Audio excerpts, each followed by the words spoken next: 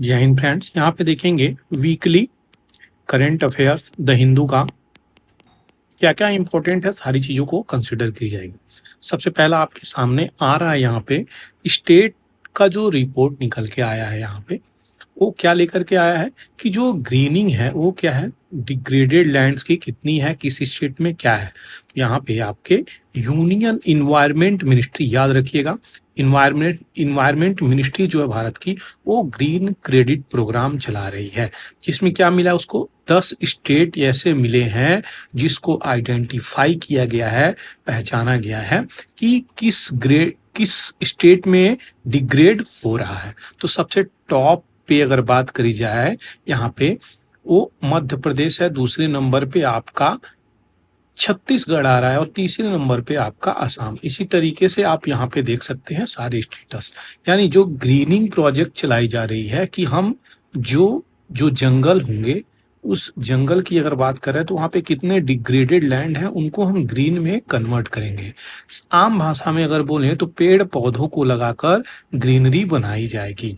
इसी की बात यहाँ पर करी जा रही है। तो सबसे टॉप में मध्य प्रदेश है जहाँ पे इतनी सारे डिग्रेडेड लैंड पाए गए हैं। तो यही सारी चीजें हैं। नेक्स्ट अगर बात करी जाए तो इस प्रकार की चीजों को ले चलने के लिए हमारे पास सबसे पहले बैकग्राउंड की इंफॉर्मेशन इंपॉर्टेंट हो जाती है। सबसे पहले बता दूं आपको, ये एक सस्टेनेबल डेवलपमेंट गोल है जो आपका 2016 से लेके 30 तक यानी 15 साल चलेगी। अच्छा, इसके पहले क्या गोल कोई था या नहीं? तो एमडीजी था, ये एसडीजी है, ये एमडीजी क्या था यहाँ पे? तो मिलेनियम डेवलपमेंट गोल, ये 2000 से लेके 15 तक चला और 15 खत्म होने के बाद 16 से 30 तक 15 साल के लिए ये आ गया। सबसे ज्यादा इंपॉर्टेंट क्वेश्चंस यहीं से बनाए जाते हैं। देखिए, कोई भी ऐसा एग्जाम नहीं होगा भारत का जो यहाँ से क्वेश्चन नहीं बने होंगे, तो इसकी इंपॉर्टेंस बहुत ज्यादा है। यहाँ पे क्या रखे गए हैं? 17 टारगेट, 17 गोल 169 जो है यहाँ पे टारगेट रखी गई है इसके अंदर।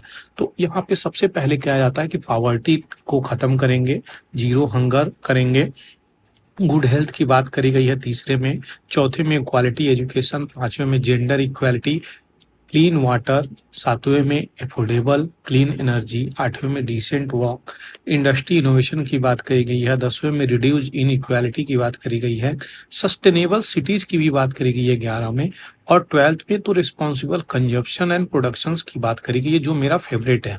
क्यों? क्योंकि देखिए, कोई भी चीज अगर अर्थ का रिसोर्सेस है, उस रिसोर्सेस को हम लिमिटेड तरीके से अगर यूज करेंगे, सस्टेनेबल तरीके से यूज करेंगे तो वो बहुत लंबा चलेगा। लेकिन हर चीज में अगर ट्रेड को ही डाल देंगे तो हर कंट्री इसके पीछे पड़ जाएगी कि हमें ज्यादा से ज्यादा प्रोडक्शन करना है, और जब ज्यादा से ज्यादा प्रोडक्शन करेगी तो ज्यादा से ज्यादा रिसोर्स का खपत करेगी, जिसके कारण क्या होगा, किसी एक कंट्री का प्रोडक्शन अगर ज्यादा है, दूसरे कंट्री का प्रोडक्शन कम है, तो ये कंट्री रिसोर्स इतना ज्यादा एक्सप्लॉइट करेगी इस कंट्री के अपेक्षा में, जो कि यहाँ पे क्या होगा, इसकी इकोनॉमी तो सही हो जाएगी लेकिन इसकी इकोनॉमी जो गलत है और इस पे ज्यादा ही ज्यादा इन्वायरमेंटल इम्पैक्ट भी पड़ेंगे। तो यही सारी चीजें हैं। 13 में जो सबसे ज्यादा इंपॉर्टेंट है मैंने यहाँ पे रख दिया है, यहाँ पे 13, 14, 15 जो कि इंपॉर्टेंट हो जाता है इन्वायरमेंट के पर्सपेक्टिव से। तो ये सारे क्वेश्चंस आए हैं। क्लाइमेट एक्शन 13 में आते हैं, और 14 में लाइफ बिलो वाटर हो जाता है, और 15 में लाइफ ऑन लैंड हो जाता है। पीस ऑन जस्टिस की बात करी गई, 17 में सबको मिलकर पार्टनरशिप की बात करी गई है। ये सारी की सारे इंपॉर्टेंट जो स्लाइड है, आपको यहाँ से अगर मैं बात करूं फ्रेंड, तो क्वेश्चंस यहाँ से पूरे भर भर के पूछे गए हैं। ऐसा कोई भी एरिया नहीं होगा कि यहाँ से क्वेश्चंस न पूछे गए हो। तो ये बहुत ही इंपॉर्टेंट स्लाइड है, इसको बिल्कुल ही याद रख लीजिए दिमाग में। चलिए नेक्स्ट देख लेते हैं।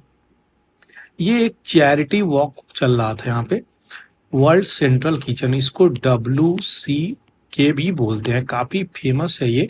और ये आज से नहीं, 2010 के आसपास से इसकी कार्य को बहुत सुचारू ढंग से देखा गया। जब हैती में अर्थक्वेक आया था तो यहाँ पे 2 लाख लोगों को इस WC के वर्ल्ड सेंट्रल किचन ने लोगों को खाना मुहैया कराया था। ये बहुत ही इम्पोर्टेंट एस्पेक्ट हो जाता है जो आपको जानना चाहिए। तो आखिर में ये न्यूज में आया क्यों? तो इजराइल जो है गाजा पे बमबारी कर रहा है।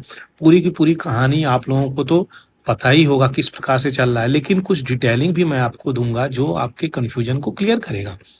तो यहाँ पे ये WCK है जो वर्ल्ड सेंट्रल किचन है, ये प्रोवाइड कर रहा था पैलेस्टीनियन वाले रीजन में कि जो भी वहाँ पे विक्टिम्स हैं उनको कम से कम बेसिक नीड्स फुलफिल हो जाए। तो फूड सर्विसेज ये सब चीज़ें ये प्रोवाइड करता है, इसीलिए इसका नाम वर्ल्ड सेंट्रल किचन रखा गया था और जॉस एंड्रियाज के द्वारा इसको फाउंड किया गया था।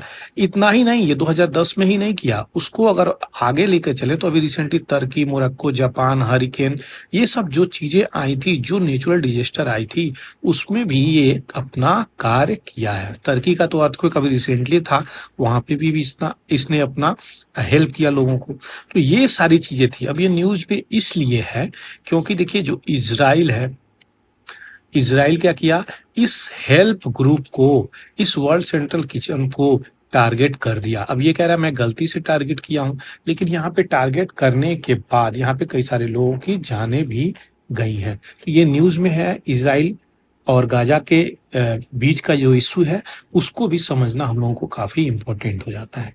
अब जल्दी से उस न्यूज़ को समझेंगे जो काफ़ी इम्पोर्टेंट हो जाता है। बात यहाँ से करी जा रही है जहाँ से पूरे के पूरे क्वेश्चंस बैंक ही हो जाता है। तो ये क्वेश्चंस बहुत इंपॉर्टेंट होगा। आप देख सकते हैं इजराइल का ये मैप है। अगर ये इजराइल का मैप है तो इजराइल से बाउंड्री शेयर करने वाली कितनी कंट्री हैं? तो यहाँ पे आप देख लीजिए, लेबनान है, सीरिया है, आपका जॉर्डन है और इजिप्ट है। ये सारी कंट्री यहाँ से बॉर्डर टच कर रही हैं। यहीं पे अगर बात करी जाए सी ऑफ गलीलिया जिसको लेक टिबेरियस भी बोला जा रहा है, वो यहाँ पे है। अब ये गोलन हाइट्स से आईएएस में क्वेश्चंस आए हैं, कहाँ पे है? तो ये है सीरिया का, लेकिन इजराइल ऑक्युपाई किया गया है। तो ये गोलन हाइट्स से क्वेश्चंस आए हैं, जॉर्डन रिवर से क्वेश्चन आए हैं, डेड सी से क्वेश्चन आए हैं। ये हो गया वेस्ट बैंक, ये पैलेस्टीनियन रीजन है, ये भी पैलेस्टीनियन रीजन है। इसे गाजा स्ट्रिप बोला गया है। एक्चुअली में जो मैं आपको समझाना चाहता हूँ, ये जो वाला जो रीजन है गाजा स्ट्रिप और ये वाला जो रीजन है वेस्ट बैंक, ये पैलेस्टीनियन वाला रीजन है। और आज के डेट की अगर बात करी जाए, ये जो जितना पीला वाला रीजन दिख रहा है आपको, ये इजराइल ऑक्युपाइड रीजन है। अब निकल के आ रही है कि मैं आपको बताना क्या चाह रहा हूं। तो आपको मैं सबसे पहले यही बताना चाह रहा हूं कि इजराइल और पैलेस्टीनियन का आज के डेट में 2024 में कितना बड़ा एरिया हो चुका है। अगर यहां से हम देखें इस स्लाइड से, तो दो ग्रुप निकल के आती है। थोड़ी सी डिटेलिंग आपको जानने की जरूरत है, तभी ये चीजें समझ पाएंगे। हमास और फतह। हमास की जो आइडियोलॉजी है इस्लामिस्ट है, फतह जो है एक निरपेक्ष तरीके से कार्य करता है। स्ट्रेटजी अगर दोनों की यहाँ पे देखें इजराइल के विरुद्ध, तो हमास जो है एक आर्म लेके रेसिस्टेंस करता है कि नहीं, हम लड़के अपनी चीजों को मनवाएंगे। फतह जो है बात करके नेगोशिएशंस की बात करी जा रही है यहाँ पे। लेकिन अगर ऑब्जेक्टिव दोनों की ऑब्जेक्टिव को देखा जाए तो हम हमास जो है रिकॉग्नाइज ही नहीं करता इजराइल को। क्यों? क्योंकि ये एक्सेप्ट करता है कि पैलेस्टीनियन जो स्टेट थी उसको आप दर्जा क्यों नहीं देते। पैलेस्टीनियन हमेशा ये डिमांड करते हैं कि हम एक अलग कंट्री के रूप में अपनी पहचान बनाना चाहते हैं, हमें वो दर्जा मिलनी चाहिए 1961 से ही। इसकी भी कहानी आपको बैकग्राउंड में दूंगा। यहाँ पे फतह जो है, जो ग्रुप ये रिकॉग्नाइज करता है पूरा इजराइल को और 1961 को बॉर्डर को ये मानता है। लेकिन यहाँ पे दोनों ग्रुप में आपस में बहुत सारी कॉन्फ्लिक्ट है। अब इन कॉन्फ्लिक्ट को अगर आगे बढ़ाएं तो यहाँ पे इस स्लाइड से आपकी सारी चीजें क्लियर हो जाएंगी। 1947 में कुछ पिक्चर फलस्तीनियन और इजराइल का इस तरीके से दिख रहा था। ये जो जेविश सेटलमेंट है, ये वाइट, जो भी इजरायली यहाँ पे बोल रहे हैं, ये वाइट के रूप में आप छोटे मोटे देख सकते हैं यहाँ पे। बस 1947 की ये हालत थी, यानी पूरी की पूरी पैलेस्टीनियन ही रीजन थी। लेकिन 1947 के बाद से प्रॉब्लम जो शुरू हुई है यहाँ पे, loss of land 1947 to present. Very simple slide है, सबको समझ में आएगी।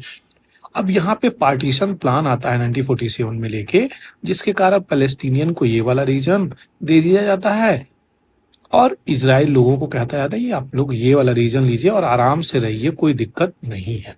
लेकिन पुनः 49 और 67 आते आते आपस में बहुत बेजोड़ यहाँ पे लड़ाई होती है। तो इन वर्षों में 49 से लेके 67 तक बहुत गंभीर लड़ाइयाँ होती हैं, जिसके कारण यहाँ पे ये गाज़ा स्ट्रिप बन जाती है, ये पैलेस्टीनियन यानी पूरी की पूरी ऑक्युपाइड हो जाती है। अब देखिए, अब इजरायली लैंड ये बन गई, पैलेस्टीनियन लैंड ये बन गया। अब देखिए कैसे यहाँ से यहाँ तक का ट्रांसफॉर्मेशन हो गया। अगर आज का प्रेजेंट सिचुएशन कुछ 2020 का है, ये 20-22 का आज का सिचुएशन देखेंगे तो ये गाजा स्ट्रिप में फंसे हुए हैं, या यहाँ पे जो इनका वेस्ट बैंक था ये भी एकदम उखड़ के रह गया। तो पूरी की पूरी ऑक्युपाइड कर ली गई है सिचुएशन।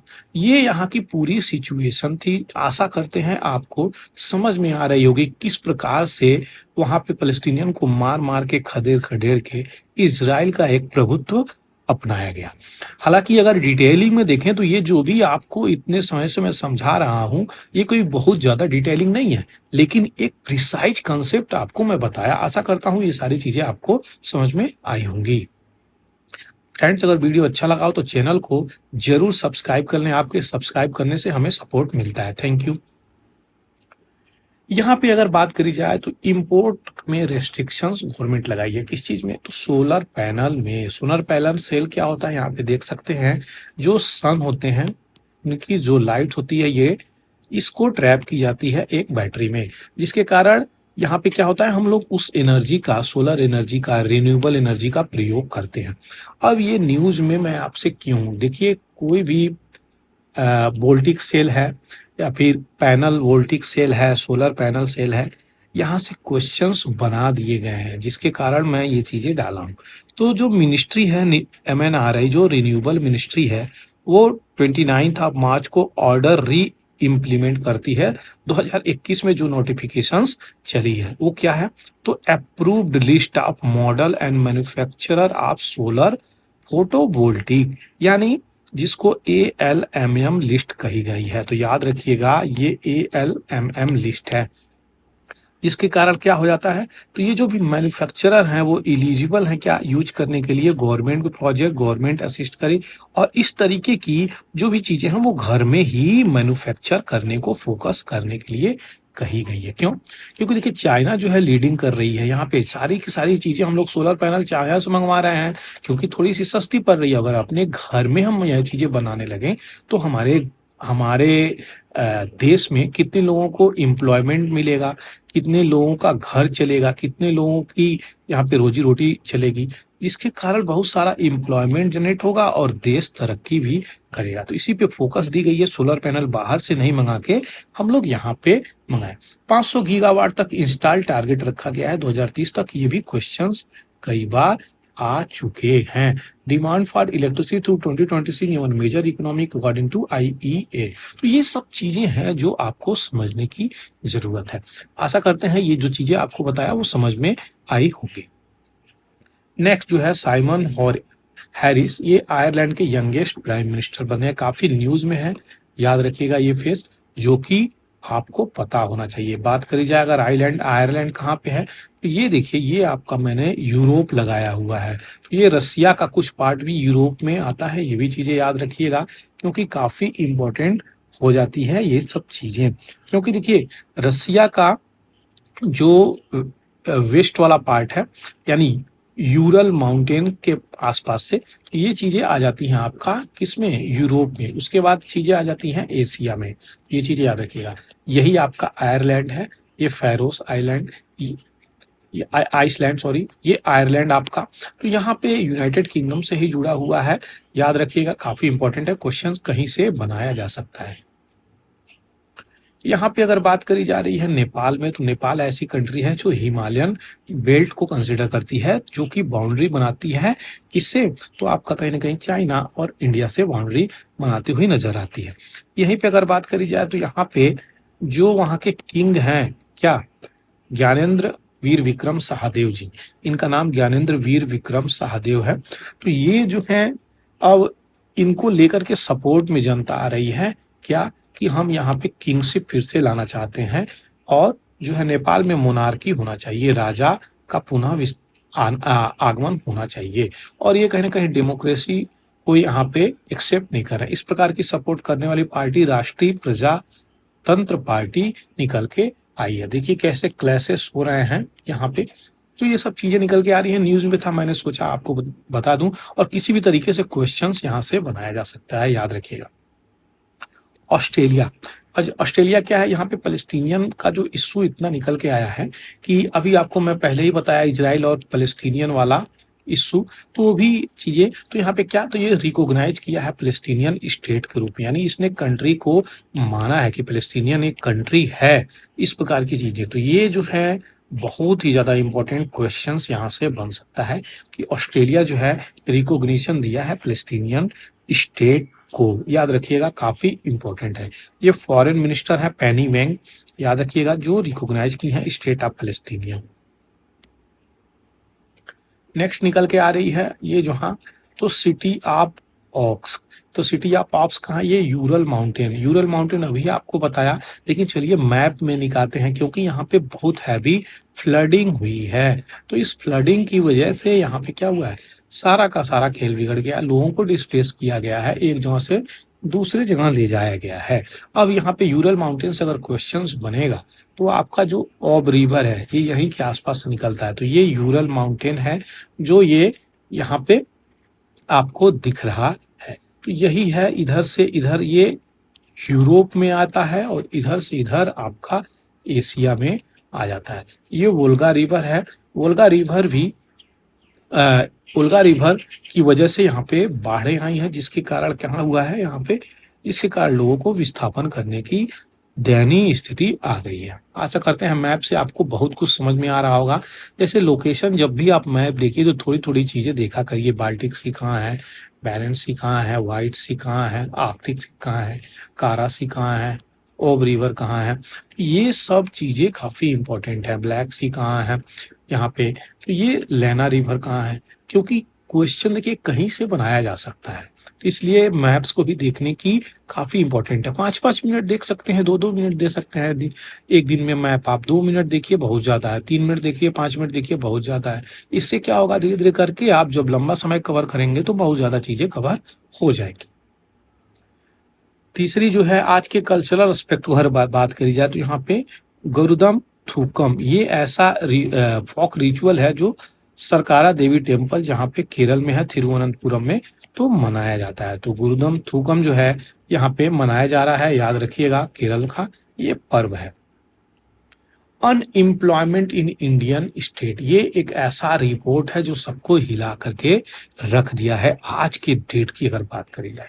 क्यों, तो इंटरनेशनल लेबर ऑर्गेनाइजेशन, जिसे हम ILO बोलते हैं, ILO और IHD, institute of human development, ये लोगों ने एक रिवील किया है रिपोर्ट, जो कि क्या कह रहा है, 2 out of every 3 unemployment individual young graduate Bharat में है। यानी एम्प्लॉयमेंट का जो रेट है भारत में, अनएम्प्लॉयमेंट का जो रेट है, बेरोजगारी की जो हालत है भारत में, 3 में से 2 जो ग्रेजुएट हैं उनको जो है जॉब नहीं मिल रहा है। तो ये ऐसी स्थिति है। अच्छा, अनएम्प्लॉयमेंट की अगर यहाँ पे ये रिपोर्ट लेकर के आई है तो इसमें सबसे ज्यादा अनएम्प्लॉयमेंट रेट किस स्टेट में है, तो क्वेश्चन देखिए कैसे भी बना सकता है, कौन रिपोर्ट किया है, क्या दर है, कौन सा स्टेट है, ये सब चीजें कभी भी पूछ सकता है, इसलिए इसको बड़ी बारीक से समझिए। पहले इसको हरियाणा हम लोग चिल्ला रहे थे, लेकिन ILO के अनुसार अगर बात करें तो गोवा जो है टॉप लिस्ट में आ रहा है, फिर आ रहा है केरला, फिर आ रहा है हरियाणा। ये 3 स्टेट हैं जो अनएम्प्लॉयमेंट अक्रॉस इंडिया स्टेट को दर्शा रहे हैं।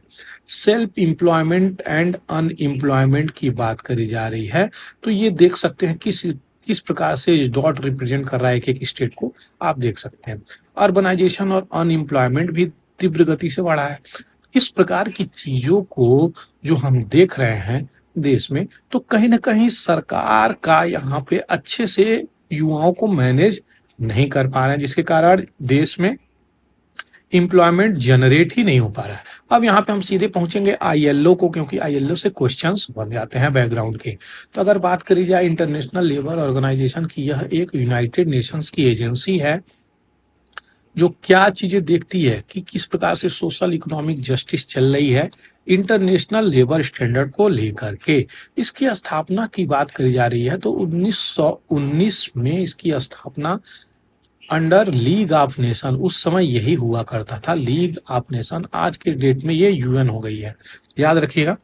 तो it is one of the first oldest specialised agency at the of the UN, तो यूएन की है। आज के समय में 187 मेंबर हैं यहाँ पे। वहीं पे बात करी जा रही है तो राइट ऑफ वर्कर्स जो एसोसिएट हो रहा है फ्रीली बार्गेनिंग कलेक्टिव, इस चीज को फोकस करती है। किस चीज पे? तो आपको फोर्स और कंपलसरी लेबर जो है इसको खत्म करिए, चाइल्ड लेबर को खत्म करिए, अनफेयर डिस्क्रिमिनेशन यानी किसी भी लोग से, जो भी लेबर हैं, वर्कर हैं, स्टाफ हैं, उनसे किसी भी प्रकार का डिस्क्रिमिनेशन, अनफेयर एक्टिविटी नहीं होनी चाहिए। 11 अप्रैल 1919 को इसकी स्थापना होती है। नोबेल पीस प्राइज भी ये जीत चुका है 1969 में, और इसकी parent organisation UNGA, UN economic social council है। ये बैकग्राउंड डिटेलिंग है, पिक्चर भी मैंने लगाया दिया है यहाँ पे। अगर आपको ये वीडियो अच्छा लगा हो तो चैनल को जरूर सब्सक्राइब करें। नेक्स्ट अगर बात करी जाए रही है भीमा कोरेगांव केस, देखिए ये एक ऐसा ये मुद्दा है जहां से क्वेश्चंस भी बने हैं और सोशल इश्यूज भी बहुत सारे हुए हैं, तो यहाँ से क्वेश्चन बनने के चांसेस बहुत ज्यादा है। सबसे पहले हम लोग आपको ये बताएं कि भीमा कोरेगांव में बहुत सारे ऐसे जर्नलिस्ट थे, जो प्रोटेस्टर थे, जो वहाँ थे भी नहीं, उनको भी अरेस्ट कर लिया गया। तो उसी को लेकर के यहाँ पे भीमा कोरेगांव की एक यहाँ पे स्टडी निकली है। अब हम देखेंगे भीमा कोरेगांव की डिटेलिंग कि वहां से क्वेश्चंस कैसे बन सकता है। 1 जनवरी 1818 में भीमा कोरेगांव यानी बैटल ऑफ कोरेगांव होता है, जो कि किससे जुड़ा हुआ है? सबसे पहला क्वेश्चन बन सकता है थर्ड एंग्लो मराठा वार, थर्ड एंग्लो मराठा वार से जुड़ा हुआ है। अब यहाँ पे जो पेशवा थे मराठा कॉन्फेडरेसी के, यहाँ कौन थे? तो पेशवा बाजीराव सेकेंड थे, जो यहाँ पे इस चीज से जुड़े हुए हैं। तीसरा याद रखिएगा थर्ड बैटल, और सारी की सारी चीजें यहाँ पे निकल के आ रही हैं किसके किसके बीच? तो यहाँ पे कहीं ना कहीं इंग्लिश एंड मराठा के बीच में जो इश्यू निकल के आई थी, उसी को लेकर के ये मुद्दा है। तो सारी डिटेलिंग आपको यहाँ पे मैं बताया, आशा करते हैं चीजें क्लियर हुई होंगी। एशियन डेवलपमेंट बैंक जो है प्रोजेक्ट किया है, इंडिया की जो जीडीपी ग्रोथ रहेगी 24-25 में वो 7% के आसपास रहेगी। तो यहाँ पे बाद में बढ़ सकती है 26 में 7.2, लेकिन 24-25 में 7% के आसपास एडीबी बनाई है। अब एडीबी की बैकग्राउंड डिटेलिंग देखा जाए तो हम यहाँ पे पाएंगे कि एशियन डेवलपमेंट बैंक जो है एक रीजनल डेवलपमेंट बैंक है। इसको वर्ल्ड बैंक के आधार पे ही स्थापना करी गई थी 19 दिसंबर 1966 को। यहीं पे अगर बात करी जाए इसकी हेडक्वार्टर, तो इसकी हेडक्वार्टर कहाँ पे है? फिलीपींस मनीला में इसका हेडक्वार्टर है। 31 जो है फील्ड ऑफिसेस हैं क्रॉस यहाँ पे एशियन कंट्री। यहाँ पे बात करी जा रही है 2024 तक 68 कंट्री जिसके मेंबर हैं। वहीं पे 31 दिसंबर 2020 तक अगर कंसीडर करें तो जापान और यूनाइटेड स्टेट ये लार्जेस्ट होल्डर हैं इस बैंक के, जो 15.571% तक आते हैं। चाइना 6.49%, इंडिया 6.3, बिल्कुल थोड़ा सा ही कम है चाइना से। ऑस्ट्रेलिया की बात की जाए 5.7। अभी तक जितने भी इस बैंक के प्रेसिडेंट हैं सारे के सारे जापान से ही निकल के आते हैं। तो आशा करते हैं जो बैकग्राउंड डिटेलिंग आपको दिया हूं वो आपको समझ में आ रही होगी। एप्पल जो है चेंज किया है हैकिंग अलर्ट वर्डिंग, यानी पहले दूसरे वर्ड से संबोधित करता था, अब जो है दूसरा वर्ड यहाँ पे बदल गया है। तो प्रेशर जो है लगाया गया भारत के द्वारा जिसके कारण ये बदल दिया। अब क्या? तो यहाँ पे अब क्या बोलेगा उस चीज को जो पहले दूसरे वर्ड से आपको सूचित करता था, अब वो वर्ड चेंज हो गया है। State backed hacker, state backed attackers और मर्सिनरी, ये वर्ड्स का इस्तेमाल करेगा। तो याद रखिएगा काफी इंपॉर्टेंट है, कहीं से क्वेश्चन बनाया जा सकता है। नेक्स्ट जो आ रहा है इसरो की जीरो ऑर्बिटल डेब्रिस, ये जीरो ऑर्बिटल डेब्रिस को हम लोग समझेंगे तब जाकर के हम आगे बढ़ेंगे। देखिए ये अपनी पृथ्वी है और पृथ्वी के कक्ष के चारों तरफ हम लोग कोई भी चीज यहाँ पे भेजते हैं, जैसे कि कोई भी सैटेलाइट हम लोग भेजें और सैटेलाइट भेजने के दौरान उसका बहुत सारा पार्ट्स जो है इसी स्पेस में घूमता रहता है इसी स्पीड से। तो इतने सारे ऐसे ऐसे मेटल के कूड़ा है वहां पे स्पेस में, उसी को हम डेब्रिस बोल रहे हैं। अब यहाँ पे निकल के आ रहा है जीरो ऑर्बिटल डेब्रिस, तो जो ऑर्बिट है उस ऑर्बिट में कोई भी चीज बचेगा नहीं, उसी को जीरो ऑर्बिटल डेब्रिस बोला जा रहा है। अब यहाँ पे रिसेंटली इसरो की बात करी जा रही है, जो कि इंडियन स्पेस रिसर्च ऑर्गेनाइजेशन के रूप में जानी जाती है। तो PSLV यहाँ पे C58 एक्सपोसैट मिशन है, जो प्रैक्टिकली जीरो डेब्रिस छोड़ा है, यानी वो जाते वक्त यहाँ पे लॉन्चिंग के समय किसी भी प्रकार सा कोई भी मेटल स्पेस में छोड़ा नहीं है। तो यहाँ पे क्या बोला गया है, तो जिस तरीके से इसको एक्सपेरिमेंटल बेस पे लाया गया है, जैसे कि POEM-3 बोला गया है, तो PSLV ऑर्बिटल एक्सपेरिमेंटल मॉड्यूल के रूप में इसको बोला गया है। और ये ट्रांसफॉर्म हो रही है किस तरीके से, तो जो भी चीजें इसको भेजी गई हैं ये ट्रांसफॉर्म हो जाएंगी एक प्रकार से ऑर्बिटल स्टेशन के रूप में, जिसके कारण वो यूजेज में आएंगी, ना कि डेब्रिस के रूप में। तो यही सारी डिटेलिंग थी। आशा करते हैं आपको चीजें समझ में आई होंगी। कुछ यहाँ पे इसकी बेसिक जानकारी है, जैसे मल्टी ऑब्जेक्ट ट्रैकिंग रडार कहाँ पे है, तो ये आपके श्रीहरिकोटा में, जिसको MOTR बोला जाता है।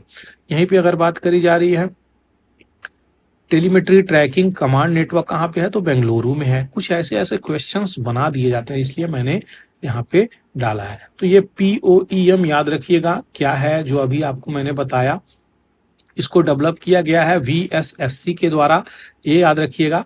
विक्रम साराभाई स्पेस सेंटर, ये आपका केरला में है, ये भी चीजें याद रखिएगा। अब अगर बात करी जाए कि इतना सारा लॉन्च व्हीकल की बात करी जा रही है, तो हम कहीं ना कहीं डिटेलिंग देखना पड़ जाएगा। SLV स्पेस लॉन्च व्हीकल, ये जो है सैटेलाइट लॉन्च व्हीकल, हम देखें तो इसकी हाइट SLV-3 की अगर देखें तो 22.7 मीटर आती थी। यहीं पे पेलोड मास 40 kg और पूरा का पूरा सॉलिड होता था। लो अर्थ ऑर्बिट में ये चीजें हैं। अच्छा, डेब्रिस जो भी है लो अर्थ ऑर्बिट की हम बात कर रहे थे। अब अगर बात करी जा रही है ASLV, तो यहाँ पे ये थोड़ा सा पावरफुल है। अब ये 150 किलोग्राम का पेलोड ले जा सकता है, इसमें भी सारे के सारे सॉलिड, SLV से ASLV तक भी सॉलिड। और यहाँ पे आ जाता है PSLV XL, जहाँ पे सॉलिड और लिक्विड का इस्तेमाल होता है। ये सन सिंक्रोनस ऑर्बिट है, जो कि आपका 36,000 किलोमीटर के आसपास पृथ्वी की सतह से ऊपर भेजी जाती है। तो ये सन सिंक्रोनस ऑर्बिट में जियो सिंक्रोनस ऑर्बिट में 36,000 होता है। सन सिंक्रोनस ऑर्बिट और जियो सिंक्रोनस ऑर्बिट में अंतर होता है। GSLV M के सेकंड की अगर बात करी जाए यहाँ पे, तो ये 36,000 के आसपास भेजते हैं। लेकिन यहाँ पे GSLV में एक डिफरेंस आ जाता है कि ये सॉलिड, लिक्विड और क्रायोजेनिक तीनों मटेरियल से मिलकर बनाया जाता है। सॉलिड, लिक्विड, क्रायोजेनिक, यहाँ पे GSLV Mark 3 काफी पावरफुल, अभी तक का सबसे पावरफुल है, और ये जियो सिंक्रोनस ऑर्बिट में भेजने के लिए काम आता है। तो ये पूरी की पूरी डेवलपमेंटल स्टेज है। याद रखिएगा, इसमें सॉलिड प्लस लिक्विड होता है और इसमें तीनों होता है। तो ये चीजें इंपॉर्टेंट है जो आपको पता होना चाहिए। आशा करते हैं चीजें आपको समझ में आ रही हैं। असांजे की जो पत्नी है अभी बिडेन साहब की बड़ाई करती हुई नजर आ रही हैं, और देखिए कहीं ना कहीं बिडेन भी यहाँ पे मन बना लिए हैं कि इनको कहीं ना कहीं केस से निकाला जाए, इनको ड्रॉप किया जाए। तो जूलियन असांजे जो विकीलीक्स के यहाँ पे फाउंडर थे, उन्हीं को यहाँ पे काफी दिनों से अरेस्ट करके रखी है गवर्नमेंट। तो जूलियन असांजे यहाँ पे देखिए, ये कई सारे ऐसे ऐसे खुलासे किए गवर्नमेंट के जो काफी कॉन्फिडेंशियल थे, जिसके कारण ये सारी इशू निकल के आई। यहाँ पे देखिए नवेल्नी, ये क्रेमलिन का जब भी नाम आता है तो समझ जाइए कि आप रसिया का ही बात कर रहे हैं। वही रसिया के आसपास एक क्रेमलिन बहुत अच्छी सिटी है। ये क्रेमलिन का मतलब रसिया ही होता है। तो ये नवेल्नी जो थे वहां पे रसिया के पुतिन के खिलाफ एक बहुत बड़ा अभियान छेड़ दिए थे यूट्यूब पे। तो यूट्यूब पे छेड़ दिए थे, बाद में इनकी किसी न किसी तरीके से मृत्यु हो जाती है, जिनके कारण आज के समय में ये न्यूज में पुनः आ गए हैं। अभी रिसेंटली इलेक्शन भी हुआ है, जीत के भी आए हैं पुतिन, लेकिन फिर भी अगर बात करी जाए तो इनके समर्थन में बहुत सारे लोग आज भी हैं। तो ये जो है ऐसी पर्सनालिटी बन गए हैं उस क्षेत्र की, जो यहाँ पे क्या चल रहा है, इनका लोग सेलिब्रेशंस भी कर रहे हैं, इनकी डेथ एनिवर्सरी मना भी रहे हैं। तो ये चीजें इंपॉर्टेंट है। नेमेलनी कहाँ के थे, क्या किए, ये भी चीजें आपको पता होना चाहिए। वियतनाम की जो प्रॉपर्टी टाइकून है, यानी जो अगर भारत की बात करें तो जो प्रॉपर्टी सेलिंग का काम होते हैं, जो टाइकून मतलब बड़ा बिजनेसमैन, तो उनको डेथ पेनाल्टी दिया गया। इनका क्या नाम है अगर देखा जाए तो त्रोंग माइलेन। ये जो है डेवलपर थी वन थिन फैट की, यानी कहीं ना कहीं अब इनको डेथ पेनाल्टी फेस करनी पड़ेगी। वियतनाम कहाँ है अगर देखा जाए तो वियतनाम आपका ये रहा। ये वियतनाम जो है आपका गल्फ ऑफ टोकरीन और south China sea, gulf of Thailand, इन तीनों के ऊपर नीचे बसा हुआ है। अगर यहीं पे बात करी जा रही है तो चाइना और Laos and Cambodia, in 3 country से ये बॉर्डर शेयर करता है। तो ये थी सारी डिटेलिंग। आशा करते हैं आपको चीजें समझ में आ रही है। फ्रेंड्स, अगर वीडियो अच्छा लगा हो तो चैनल को सब्सक्राइब जरूर करें। थैंक यू फॉर वॉचिंग पूरा एकेडमी।